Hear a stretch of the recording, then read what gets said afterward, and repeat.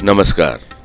25 अगस्त 2020 से मैं इस YouTube चैनल पर शुरू करने जा रहा हूं अपनी किताबों का वाचन। सबसे पहले मैं लेकर आ रहा हूं अपनी किताब स्वप्न चुभे शूल से, जिसे 2019 के महाराष्ट्र साहित्य अकादमी के बाबूराव विष्णु पराडकर स्वर्ण पुरस्कार से सम्मानित किया गया था। मैंने अपने रेडियो जीवन में बिखरी कहानियां लिखनी क्यों शुरू की? हजारों लोग आकाशवाणी में आए, नौकरी करके रिटायर हो गए। मैं भी उन हजारों लोगों में से ही एक हूँ। फिर क्या जरूरत पड़ी मुझे अपने रेडियो के जीवन से जुड़ी कहानियां लिखने की? पढ़ाई लिखाई में औसत से थोड़ा सा बेहतर था, इसलिए लगता था कि कोई भी ठीक ठाक सी नौकरी मिल जाएगी और मेरी जिंदगी एक आम आदमी की जिंदगी से थोड़ा बेहतर तरीके से गुजर जाएगी। इंजीनियरिंग में दाखिला हुआ, लेकिन सिविल ब्रांच में। सिविल इंजीनियर बनकर अदबने मकानों के बीच अपनी रूह को दफनाने का मन नहीं हुआ और मैंने इंजीनियर बनने का इरादा छोड़ दिया। इसी बीच मेरा परिचय हुआ अपने अंदर बैठे कलाकार से और मुझे लगा इस कलाकार को शायद एक अच्छा बेहतर जीवन मिल सकता है अगर मैं रेडियो ज्वाइन कर लूं तो। कभी लगा रेडियो को महज हॉबी तक ही महदूद रखना चाहिए और कभी लगा नहीं, मैं रेडियो के लिए ही बना हूं। मेरी आवाज मेरी सबसे बड़ी पूंजी भी रही और वही आवाज मेरी सबसे बड़ी दुश्मन भी साबित हुई। कुछ वक्त तक इसी असमंजस में फंसा रहा कि रेडियो ज्वाइन कर इस कलाकार को जीवन दूं या कोई बेहतर नौकरी पकड़कर समाज की नजरों में एक सफल जीवन जीऊं। जब रेडियो के लोगों ने मुझे हाथों हाथ लिया तो मैं रेडियो के मोह जाल में फंस गया। इस बीच मैंने कस्टम्स और बैंक जैसी कई नौकरियों को छोड़ दिया। मैं नहीं जानता था कि एक कलाकार को रेडियो जैसे विभाग में भी दोयम दर्जे का ही इंसान माना जाता है। मुझे जब लगा कि मैंने रेडियो में अनाउंसर बनकर गलती की है, मैंने तुरंत अपनी लाइन बदली। अनाउंसर से तथाकथित अफसरी वाली लाइन में मैं आ खड़ा हुआ। मुझे याद है जब ट्रांसमिशन एग्जीक्यूटिव बन गया तो मैंने अपने एक पुराने साथी श्री केबी शर्मा से पूछा कि शर्मा जी, मेरा भविष्य क्या रहने वाला है?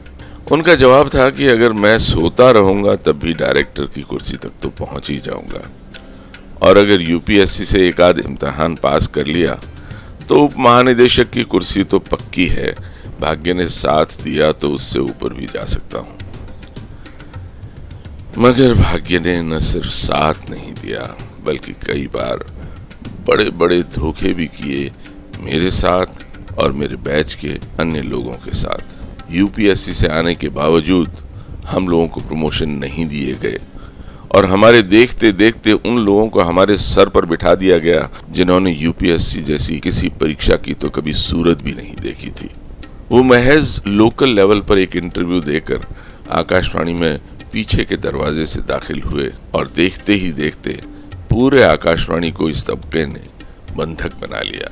दूसरी तरफ सरकार ने अच्छे भले अनुशासित विभाग को प्रसार भारती का गठन कर तहस नहस कर दिया और हमारी पीढ़ी जिन सपनों को लेकर कुछ कर गुजरने के इरादों के साथ आकाशवाणी में आई थी, उस पूरी पीढ़ी के सपनों को वोटों की राजनीति की बलि चढ़ा दिया।